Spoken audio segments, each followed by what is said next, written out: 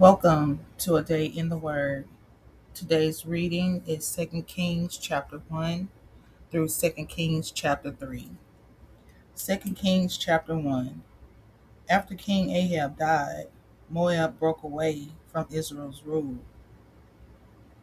One day, Ahaziah was on the roof of his house in Samaria. He fell down through the wooden bars on top of his house and was badly hurt. He called messengers and told them, "Go to the priest of Baal Zebub, the god of Ekron, and ask them if I will get well from my injuries." But the Lord's angel said to Elijah the Tishbite, "King Ahaziah has sent some messengers from Samaria. Go meet those men and ask them, 'There is a God in Israel. So why are you men going to ask questions of Baal Zebub, the god of Ekron? Since you did this, the Lord says, you will not get up from your bed, you will die." Then Elisha left. When messengers came back to Ahaziah, he asked them, "Why did you come back so soon?" The messengers said to Ahaziah, "A man came up to meet us and told us to go back to the king who sent us and tell him what the Lord says. There is a God in Israel.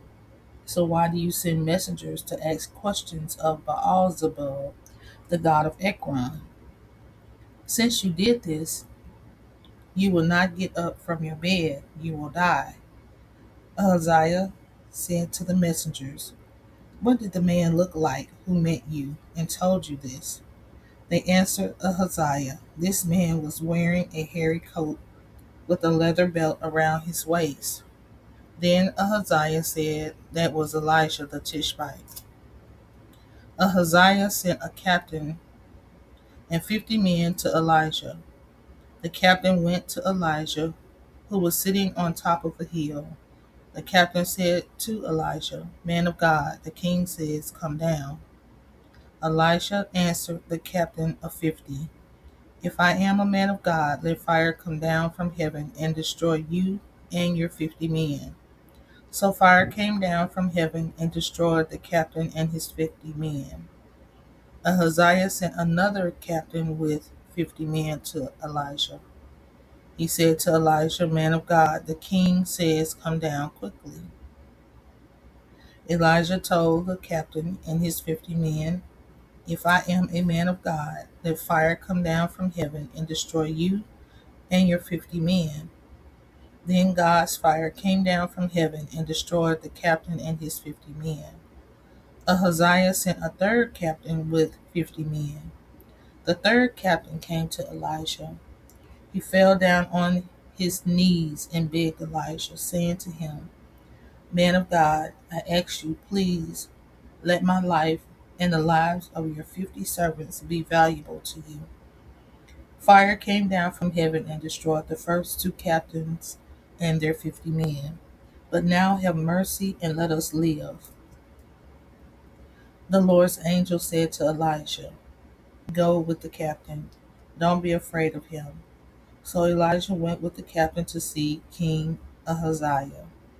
Elijah told Ahaziah, "This is what the Lord says. There is a God in Israel. So why did you send messengers to ask questions of Baal-zebub, the god of Ekron? Since you did this, you will not get up from your bed, you will die." Ahaziah died just as the Lord said through Elijah. Ahaziah did not have a son, so Joram became the new king after Ahaziah.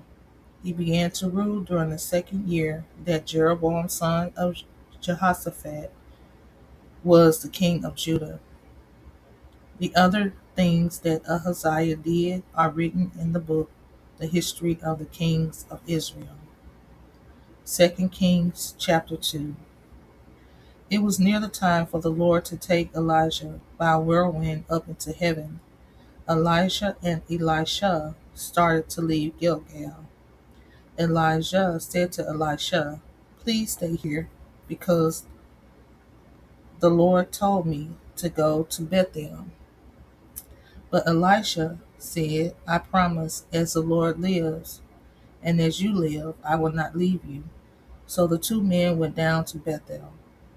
The group of prophets at Bethel came to Elisha and said to him, Do you know that the Lord will take your master away from you today? Elisha said, Yes, I know. Don't talk about it. Elijah said to Elisha, Please stay here because the Lord told me to go to Jericho. But Elisha said, I promise, as the Lord lives and as you live, I will not leave you. So the two men went to Jericho. The group of prophets at Jericho came to Elisha and said to him, Do you know that the Lord will take your master away from you today? Elisha answered, Yes, I know. Don't talk about it. Elijah said to Elisha, Please stay here because the Lord told me to go to the Jordan River. Elisha answered, I promise, as the Lord lives and as you live, I will not leave you. So the two men went on. There were 50 men from the group of prophets who followed them. Elijah and Elisha stopped at the Jordan River. The 50 men stood far away from Elijah and Elisha. Elijah took off his coat, folded it, and hit the water with it. The water separated to the right and to the left. Then Elijah and Elisha crossed the river on dry ground. After they crossed the river, Elijah said to Elisha, What do you want me to do for you before God takes me away from you? Elisha said, I ask you for a double share of your spirit on me. Elisha said, You have asked a hard thing. If you see me when I am taken from you, it will happen. But if you don't see me when I am taken from you, it will not happen. Elijah and Elisha were walking and talking together. Suddenly, some horses and a chariot came and separated Elijah from Elisha. The horses and the chariot were like fire. Then Elijah was carried up into heaven in a whirlwind. Elisha saw it and shouted, my father, the chariot of Israel and his horses. Elisha never saw Elijah again. Elisha grabbed his own clothes and tore them in two to show his sadness. Elijah's coat had fallen to the ground, so Elisha picked it up. He went back and stood at the edge of the river Jordan. He hit the water and said, Where is the Lord, the God of Elijah? Just as Elisha hit the water separated to the right and to the left. Then Elisha crossed the river. When the group of prophets at Jericho saw Elisha, they said, Elijah's spirit is now on Elisha. They came to meet Elisha. They bowed very low to the ground before him. They said, Look, we have 50 good men. Please let them go and look for your master.